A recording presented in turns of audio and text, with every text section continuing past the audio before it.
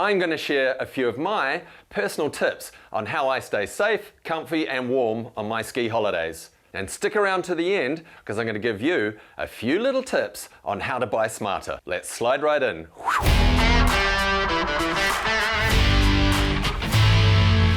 Hi, I'm Noddy. Welcome to the channel.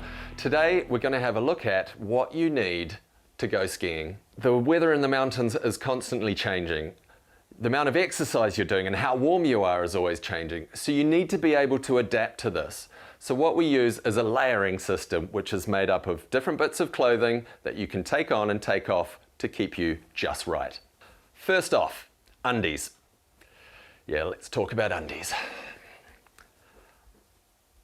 Generally, natural fibers are best, but just dress for a day of sport or exercise. So ladies, you may want a sports bra for this one. Base layers, probably one of the most important layers on the whole system. These need to sit right next to your skin. They need to be able to breathe and wick moisture and sweat away from your body. They want to be quite snug but super comfy because they'll be on all day long. Materials wise, you can choose from like a technical fabric such as these, or naturally occurring fibers like merino wool. Now, it's not all scratchy like old school wool. Merino is super soft and has natural odor absorbing capabilities. The choice is yours. If you can't afford merino, then you can get the technical fibers. Now for the legs, you can get long ones and they will work, but you have to be careful about tucking them into your boots because that can create a constriction point and you'll get cold feet from it. For skiing, you can actually buy 3/4 ones, which come and sit just above the boot level. That means you don't have to worry about them tucking them into your socks or anything like that. They fit perfectly with your boots. Socks. Now, when you're starting out, I think it's worth buying your own ski-specific socks. Don't use your own hiking socks or walking socks or fashion socks. These things are designed specifically for skiing, and they have padding in all the right areas, little bits of constriction around the foot to stop any loose, flappy bits of material getting caught up in your boot and causing pressure points which can lead to cold feet. Now, these come in a variety of materials. Again, I like natural fibers like merino because of the natural odor capabilities and keeping my feet from whiffing too much. But you can buy technical ones.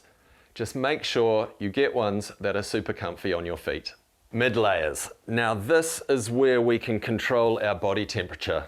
So you can use a combination of these, both of them, one or the other, to try and keep your body at the right temperature. I generally like to use a thinner, sporty, breathable top. This one's actually a running top, but it does really well for skiing. And then on top of that, I'll have a thicker layer, which is like a jersey of some sort, and there's lots of different options that you can have here. The other option to have, which is an excellent one, is to get yourself a down layer. Now, as you can see, these scrunch up super small and pack down nicely into a bag, ready to go when you need them. This is a full-size jacket with down feathers in it, so it's super breathable, super warm, and it's there when you need it in an emergency. You don't have to have a full jacket, even just a vest will work well and give you that extra bit of warmth if you need it. Up next, here's a quick tip. If you get cold toes, it might not be from your boots or your socks. It could be your core cooling down. Basically, all your major organs are in this region, and if it gets cold, what your body does is draws blood in from the extremities, including your fingers and your toes. So warm it up with a vest or a gilet, and it may help improve your cold toes. If you want to know more about cold toes, we've done a whole other video on it, which you'll find up here. Outer layers. What is a shell jacket, Noddy? Is a shell something you find on the beach? No, a shell jacket is just an external layered jacket. So all it is a thin membrane with no insulation. Generally, a brand called Gore-Tex make a very good, breathable, waterproof outer shell, such as this one. What this allows is for you to have your protective layer on the outside and then change the insulation on the inside to adapt to whatever you're doing or to the changing conditions. So you might have the shell and then 2 layers inside. As it warms up, you can take one of those layers off and the shell stays on. So it's super adaptable way of dressing for the mountains. That's opposed to an insulated ski jacket like this one, where everything is built into the jacket.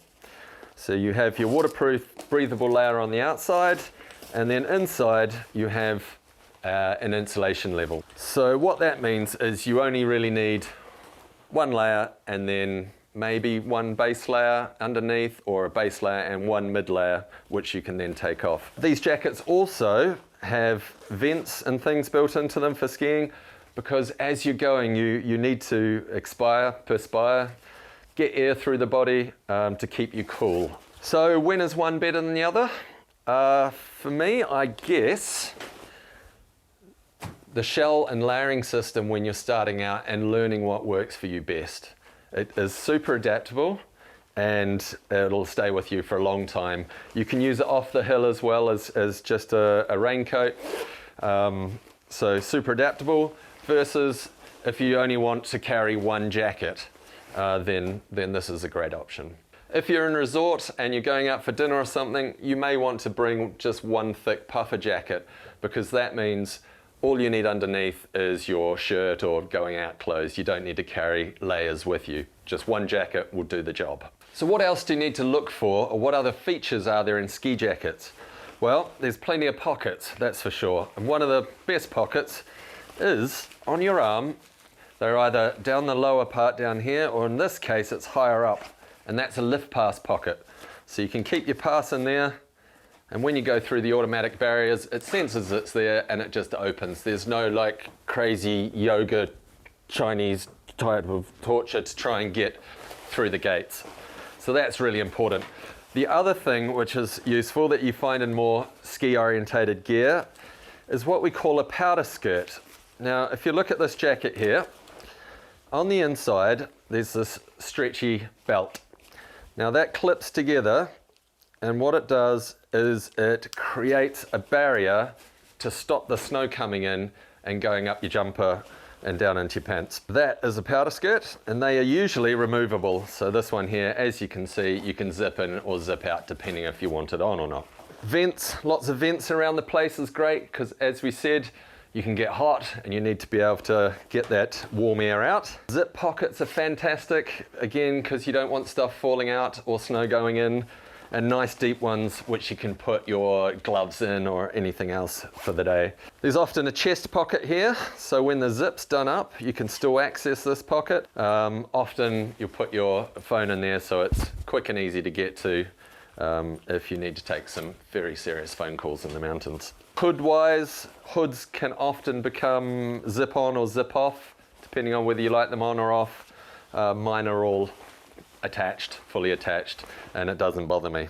In the sleeve, again, you want a nice strap that you can tighten down to stop the snow getting in. Also, some of them will have these kind of gaiters where you put your thumb through, and that creates another barrier to stop the snow going up your sleeve if you ever take a tumble, which is very handy. Anything we've missed in your favorite jacket? Just let us know in the comments below. Gloves, again, you want these to be waterproof and breathable, because the last thing you want at the end of the day is soggy, wet hands, especially when it gets cold. So get nice gloves. Another tip, at the end of the day, when you're taking them off, make sure you hold the insulation inside the glove and pull out each finger at a time, nice and slowly. Otherwise, what can happen is the whole inside layer, the whole thermal layer, can come out. That means the next morning you have to try and stick all the little fingers back into the finger places. You'll thank me for it. These ones here also have a handy glove holder. So that means during the day, if you're on the chairlift or something, you can take it off and it's not going to fall to the ground and you're going to lose it. Super handy. Okay, up next is the big debate that we all hear about, helmets versus beanies. Now for me, with modern helmets, it's very easy to recommend wearing one. They're super lightweight, super comfy, and very breathable, so you don't get a sweaty head anymore. This particular helmet here, you can control the vents on the top, So if you want more air flowing through, open the vents up and away you go. If it starts to snow, you can close that down and it stops the water coming through on top of your head. What to look for in a helmet? Helmet clip on the back there is for your goggles. So your goggles clip there and stay in place. We want a boa system on the back here. So this allows you to adjust the helmet so it fits perfectly to your head size. Now, not all helmets have the vents, traditional vents on the top like that. This one here, as you can see, has no vent holes on the top. Instead, it's got an airflow system that comes through the front of the helmet, through the inside, and out the back, and that allows you to keep your head cooler. It's got a slightly different tensioning system on the back, but what that does is allow you to adjust the helmet so that it fits your head. So get a nice, good, comfy helmet and it'll set you up for a great ski holiday. But I always pack a nice woolly beanie as well, because at lunchtime you might want to take your helmet off and keep your head warm, or at the end of the day, especially if hat hair is a bit of an issue. The next big debate out there is goggles versus sunglasses. For me, this is an easy one. Goggles are specifically made for skiing. They stop the wind hitting your face, and they also prevent the reflecting light coming off the snow and sneaking in under the sunglasses. The other thing is, these are designed to work perfectly with your helmet. So they integrate in there, sit in super comfy for a long day on the mountains. Now, with goggles, there are lots of different lens options available. So get one that's right for you and right for the conditions. I generally choose a rose or pinkier colored lens because it gives you a better definition across a broader range of conditions. So that's what I'd recommend when you're starting out. As you get into it, you may want to carry a second pair of goggles in your bag in case you crash. You can quickly swap them out and get going again. This is a super low light pair of goggles, which is great for when the cloud comes in and it starts snowing. The other option is to spend a little bit more money and get an interchangeable lens system, which you can quickly switch out the lens depending on the conditions. One other tip, if you are going to go for a reflective lens such as this, you do need to look after them. Goggles come with goggle bags to look after the lens. You can also buy a box for them or a lens case like this.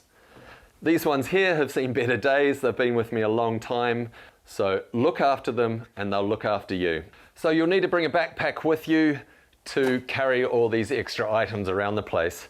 What sort of stuff do we carry in the backpack? Water bottle. Bring your own water bottle so that you can save on plastic. You can refill these on the mountain and take them with you. I bring a spare pair of smaller gloves. The beanie goes in there, of course. Snacks, super important snacks. Chuck some hand warmers and foot warmers in just in case things get extremely cold or you get those cold extremities, as I mentioned before. Now this is super important, sunblock. Always bring it with you in the mountains. There's a lot of UV ray also bounces off the snow, so make sure you've got a good one. Now on the label there's a little UVA starring rating. Make sure you get 5 stars there. That's one of the most important parts to look for on a sunblock. The factor, that can vary depending on your own skin tones and things. Around 30 is probably best. You might want 50 for the kids. It's up to you.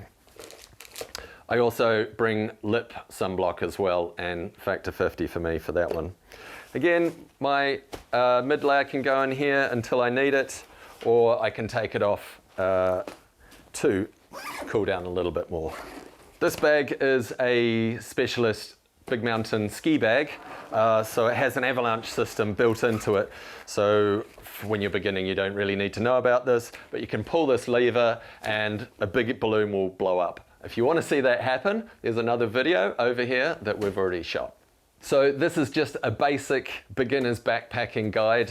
If I'm going out on my own free ride, then I carry a lot more stuff like shovels, probes, safety equipment, and a lot more. But that's something you'll learn as you get further down the track. So remember at the start of the film, I promised you a couple of little buying tips. Well, here they are. Do you buy or do you rent? rent. Yes, you can now rent ski clothes. So there's a couple of sites out there. You can probably Google them, or are we going to add a link in the description below?